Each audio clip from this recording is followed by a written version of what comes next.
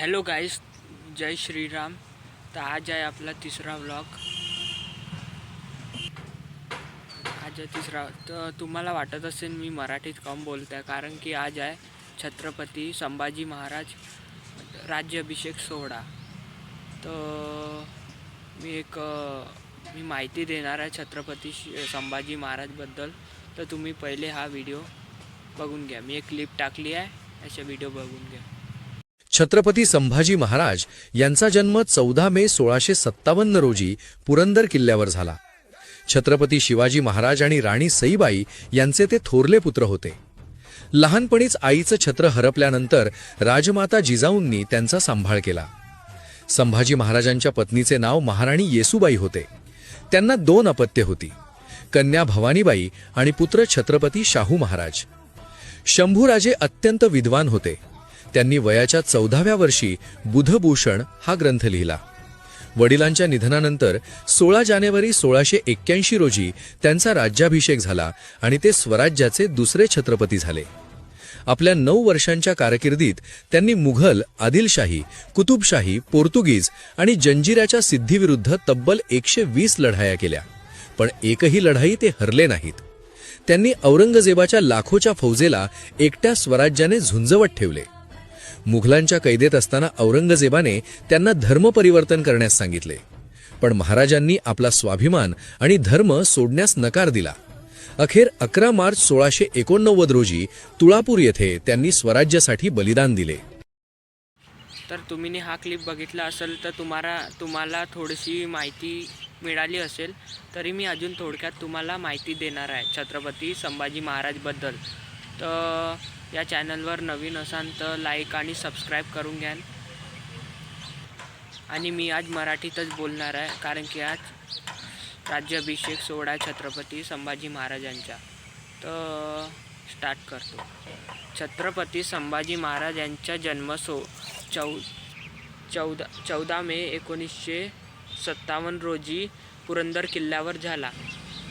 हे छत्रपती शिवाजी महाराजांचे पुत्र होते आणि मराठा साम्राज्याचे दुसरे छत्रपती होते. ते ज्यांच्या शौर्य, बुद्धिमत्ता आणि बहुभाषिक क्षमतेसाठी ओळखले जात होते. त्यांनी शिवाजी महाराजांच्या निधनानंतर स्वराज्याचे नेतृत्व केले होते. छत्रपती संभाजी महाराजांनी अनेक लढाया लढल्या. एकूण 120 लढाया त्यांनी लढल्या होत्या आणि एकही हारले नव्हते. त्यांच्या आईचे नाव महाराणी सईबाई होते. त्यांनी त्यांच्या कारकिर्दीत 120 पेक्षा जास्त लढाया लढल्या होत्या आणि एकही नव्हते हारले. छत्रपती संभाजी महाराज 31 वर्षाचे असतानाच त्यांचं निधन झालं. म्हणजे त्यांना खूप अपराध देऊन त्यांना पकडले होते. त्यांना पकडून शहीद करण्यात आले होते. 11 मार्च 1989 रोजी तुळापूर येथे त्यांना शहीद करण्यात आले, ज्यामुळे ते एकूण 31 वर्षे जगले. छत्रपती संभाजी महाराजांना एकच पत्नी होती. तिचे नाव महाराणी येसूबाई होते. संभाजी महाराजांच्या मृत्यूला जबाबदार मराठा सरदार शिर्के बंधू 1 फेब्रुवारी इसवी सन 1989 रोजी बैठक संपवून संभाजी महाराज रायगडाकडे रवाना होत होते, म्हणजे चालले होते. चालता औरंगजेबाचा सरदार मुखर्बर खान असे काही त्याचे नाव होतं. तो संगमेश्वरावर त्यांनी हल्ला केला. त्यांना प्लॅन करूनच असं फसवण्यात आलं होतं, म्हणजे त्यांना पकडलं होतं. आणि त्याच्या मागे मराठा सरदार शिर्के बंधू यांचा पण खूप मोठा हात होता. ते औरंगजेबाच्या जवळचे होते. त्यांनी छत्रपती संभाजी महाराजांना खूप त्रास दिला. त्यांच्या डोळ्यात लोहा टाकून त्यांचे डोळे फोडले, अंगाचे मांस काढलं आणि इतर खूप वेदना दिला. आखरी 11 मार्च 1689 रोजी तुळापूर, महाराष्ट्र येथे त्यांचे शरीर वडू तुळापूर येथे फेकण्यात आले, जिथे त्यांची समाधी आहे. औरंगजेबाच्या कैदेत असताना त्यांना फाशी देण्यात आली आणि तुळापूर येथे फेकून दिले. हे सगळं त्यांना प्लॅनिंगनी पकडण्यात आलं होतं. म्हणजे औरंगजेबाचे छत्रपती म्हणजे शिवाजी महाराज म्हणजे संभाजी महाराज हे सगळे त्यांचे दुश्मनच होते, म्हणून त्यांना प्लॅन करून असे पकडता येत नव्हता, कारण की ते खूप शूरवीर योद्धा आणि बुद्धीचे स्वामी होते. छत्रपती संभाजी महाराजांनी एक सिंह पण फाडला होता. तर असे होते आमचे संभाजी महाराज. त्यांना दुसरे छत्रपती म्हणायचे. पहिले आपले छत्रपती शिवाजी महाराज आणि दुसरे छत्रपती संभाजी महाराज. त्यांचे पोराचे नाव छत्रपती शाहू महाराज होते. ते फसले नसते, पण त्यांच्या जवळच्या माणसांनी मराठा सरदार शिर्के बंधू यांनी त्यांना धोका दिला, म्हणजे एकदम म्हणून ते फसले. नाहीतर ते फसण्यालायक नव्हते, कारण ते बुद्धी आपलं ताकदला कोणी नव्हते पकडू शकत. म्हणजे त्यांची बुद्धी आणि ताकद खूप होती. म्हणजे त्यांनी सिंह फाडला होता लहानपणी.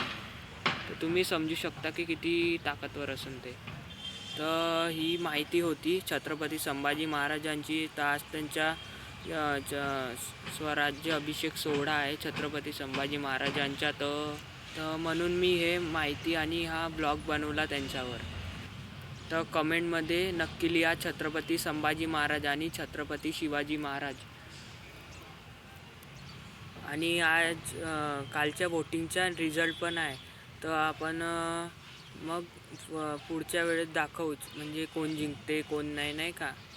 तर आज रिझल्ट आहे. कमळ येते की पंजा येते की आपलं शिवसेना येते. तर आता पाहू आता आपण कोण जिंकते. तर कोणी पण जिंके, पण काम चांगलं केलं पाहिजे. म्हणजे आपलं नगरचं नाही का, म्हणजे डेव्हलप केलं पाहिजे नगर वगैरे सगळं. तर कमेंटमध्ये नक्की लिहा छत्रपती संभाजी महाराज आणि छत्रपती शिवाजी महाराज.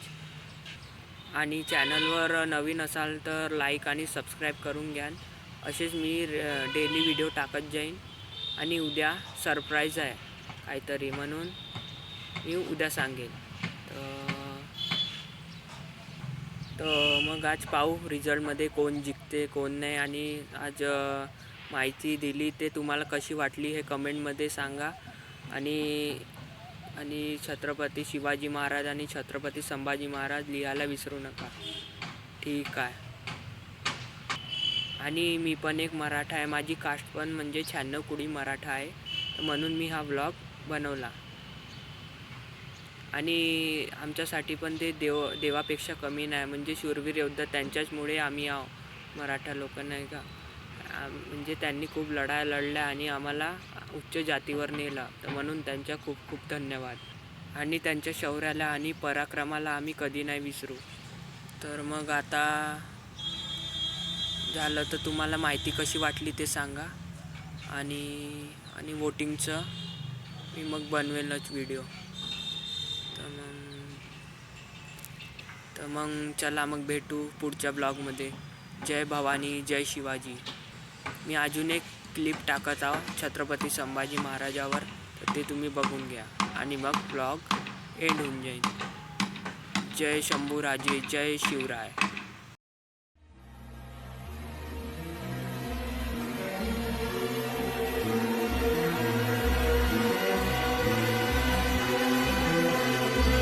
मौत के घुंघरू पहन के नाचते हैं मोरन।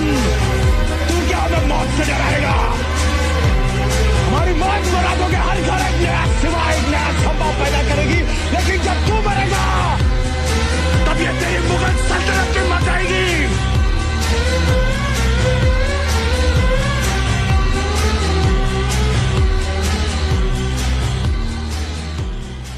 देंगे मुगल सल्तनत की छाती अगर मराठा साम्राज्य के विरुद्ध होते की जरूरत की राज्य वावे सिंह की इच्छा पार्वती बताए।